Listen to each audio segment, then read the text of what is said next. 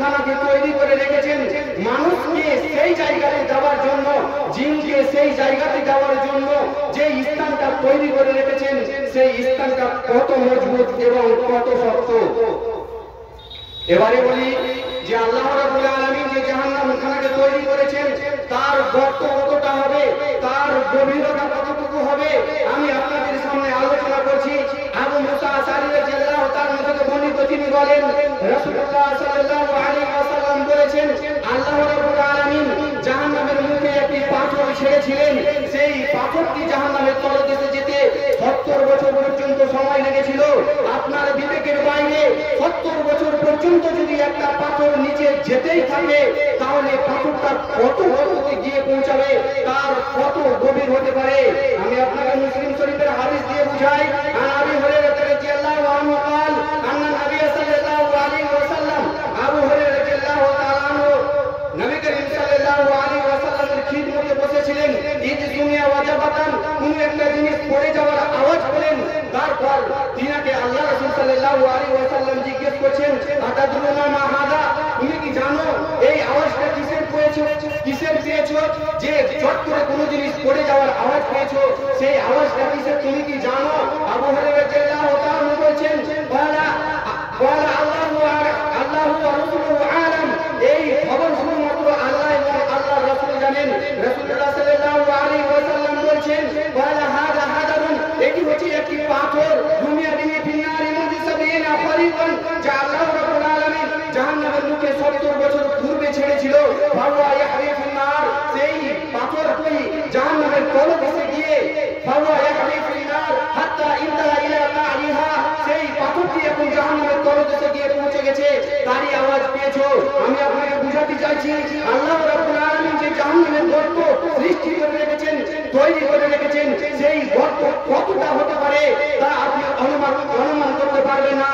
এখন যদি কোনো মানুষ সমুদ্রের ভিতরে ডুব মারে, যদি তার নিচে যেতে থাকে, যদি সেই মানুষটা 30 ফুট নিচে চলে যায় তাহলে তার জান বেরিয়ে যায়, তার মরণের ভয় হয়ে যায়, সে আর নিচে যেতে চায় না, সে উপর দিকে আসতে চায়। সে যদি 30 ফুট গর্তে যদি এই মতো ভাবে তার জান বেরিয়ে যায়, সেই জাহান্নামের ভিতরে সে যেতেই থাকবে, শুধুমাত্র নিচে যেতেই থাকবে 70 বছর পর্যন্ত সেই ব্যক্তি নিচে যেতেই থাকবে। তাহলে তাকে কত তার দ্বারা আযাব দেওয়া হবে আপনি চিন্তা করে দেখুন। তারপর যে হাদিসটা রয়েছে আল্লাহ রাসূল সাল্লাল্লাহু আলাইহি ওয়াসাল্লাম বলেছেন যে তোমরা কি জানো যে জাহান্নাম, সেই আল্লাহ রাব্বুল আলামিন যে জাহান্নামের গর্ত সৃষ্টি করে রেখেছেন তার গভীরতা কতটুকু, তার গর্ত কতটা? তিনি বলছেন যে একটা মানুষের কানের লতি থেকে নিয়ে তার কাঁধ পর্যন্ত 70 বছরের ব্যবধান থাকবে। তাহলে জাহান্নামের গর্ত কতটা হতে পারে আপনি অনুমান করে দেখুন।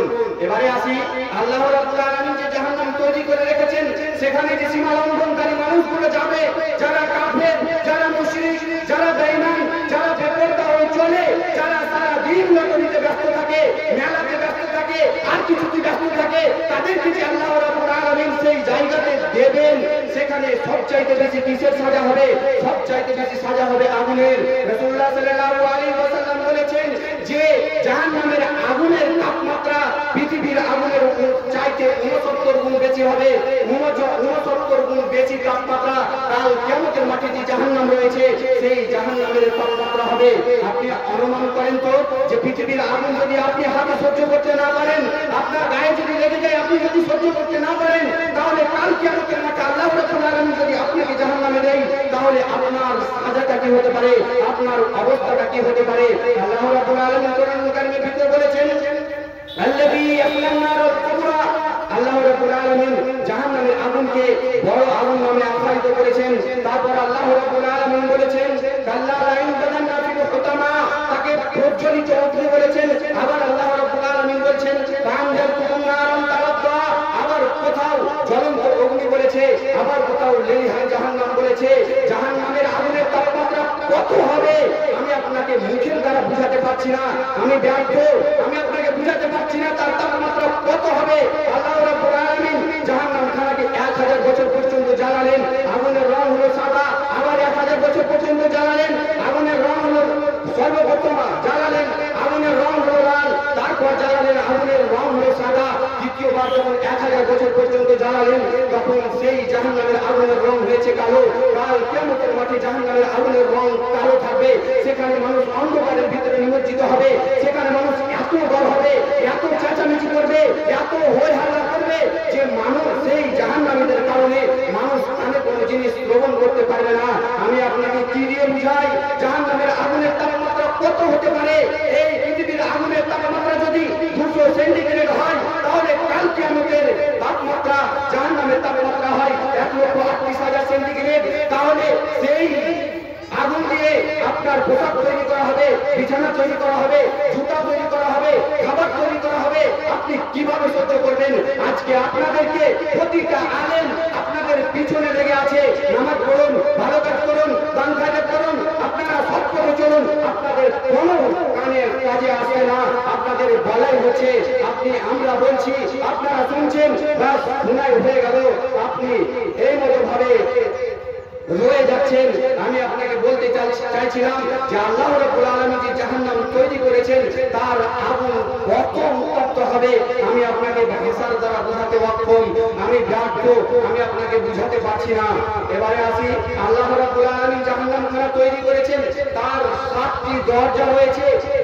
যেই মতো পৃথিবীতে গুনার কাজ করে যাবে, যেই মতো ভাবে আল্লাহ রাব্বুল আলামিনের সামনে সীমালঙ্ঘন করবে, যারা মুশরিক হয়ে চলে যাবে, যারা সুদ খেয়ে চলে যাবে, যারা ঘুষ খেয়ে চলে যাবে, এই করে 7টি দরজা রয়েছে। আর নিজ নিজ অপরাধ অনুযায়ী মানুষ নিজের দরজা দিয়ে প্রবেশ করবে। আল্লাহ রাব্বুল আলামিন বলেন, ইন্না জাহান্নামা লামাউইদুহুম আজমাইন, তাদের সমস্ত মানুষের ঠিকানা হচ্ছে জাহান্নাম।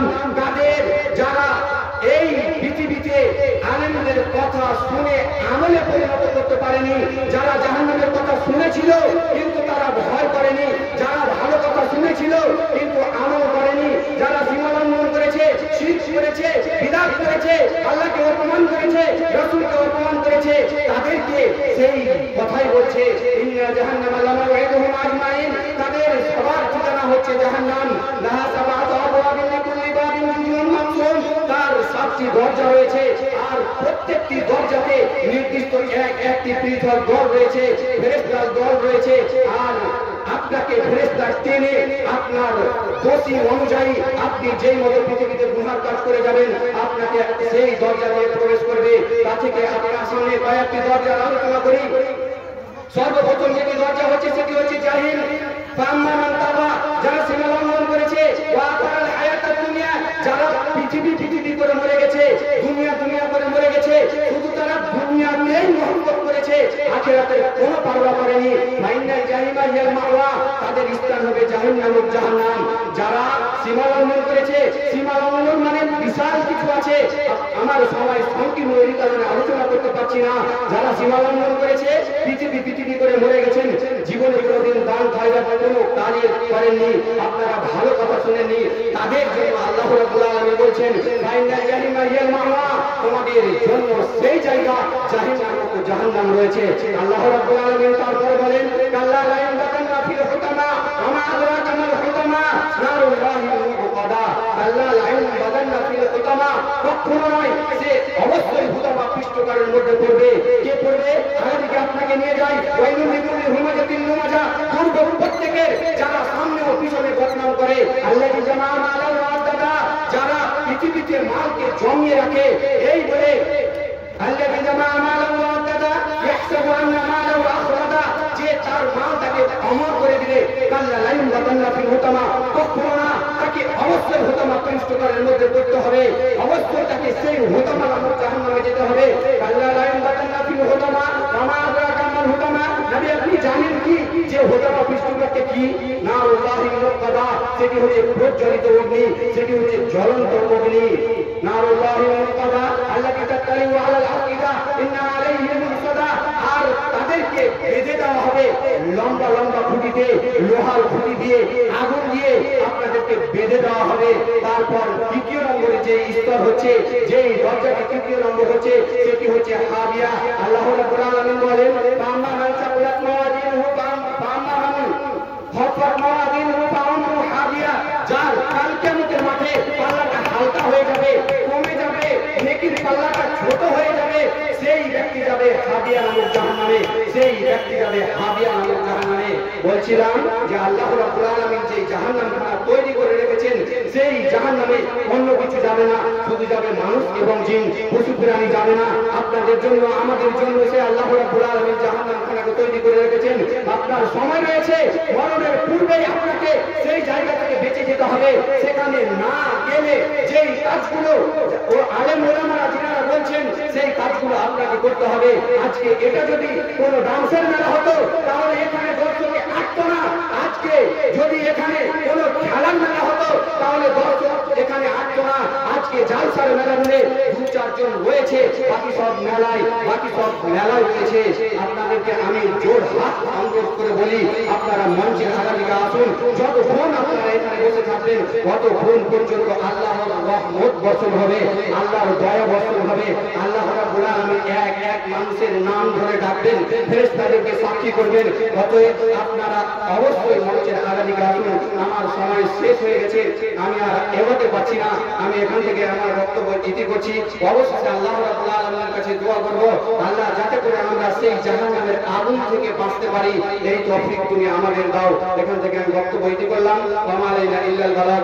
আসসালামু আলাইকুম ওয়া রাহমাতুল্লাহ। ওয়া আলাইকুম আসসালাম ওয়া রাহমাতুল্লাহি ওয়া বারাকাতুহু।